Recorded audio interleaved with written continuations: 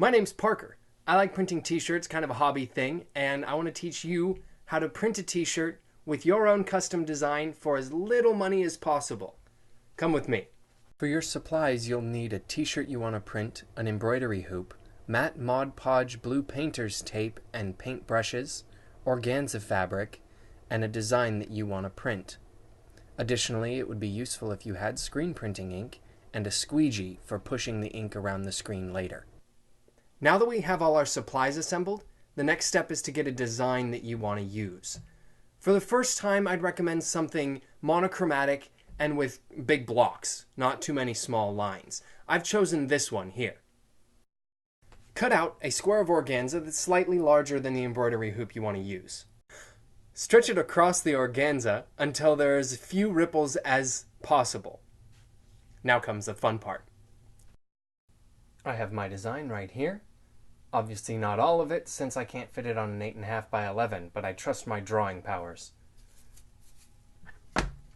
Take the screen and put it face down on your design, aligning it so that the whole of the design will be able to fit. Now, if you recall, there were triangles down here at the bottom when I showed you the picture earlier, so I'm going to leave space for them here and now. Take a number 2 pencil, preferably not mechanical because it'll just rip the organza, and then start tracing around the design. Now that we have the full design here, we're going to flip the screen over, grab your Mod Podge and your paint brushes, and get to work tracing over everywhere you don't want the ink to go. And just like that, we are finished. Now you can see the glue only exists where I do not want the ink to go. Notice this blue painter's tape here.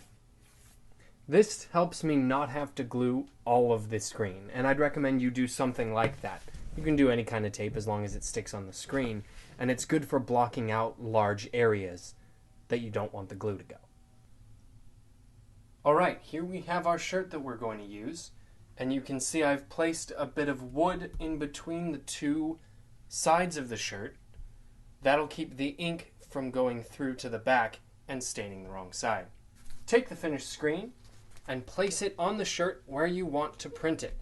Make sure that the board is in between and not anywhere off the actual design area. This is a time when you would call for someone to help you. Me? I'm just going to stick these big heavy books. That'll keep it from moving around. Now you take your screen printing ink. This is Versatex. I've also used Speedball. Take a knife and a squeegee. You can use a credit card, business card, preferably not something that you don't mind getting a little paint on. Using the knife, scoop some ink onto the screen, and then using your flat object, your squeegee if you have one, spread the ink all around, making sure to cover all parts of your design so as to leave nothing unprinted. When you're done, remove the books very carefully so as not to smear the ink.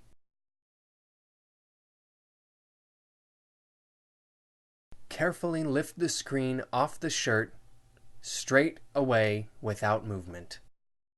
We're done, right? Almost.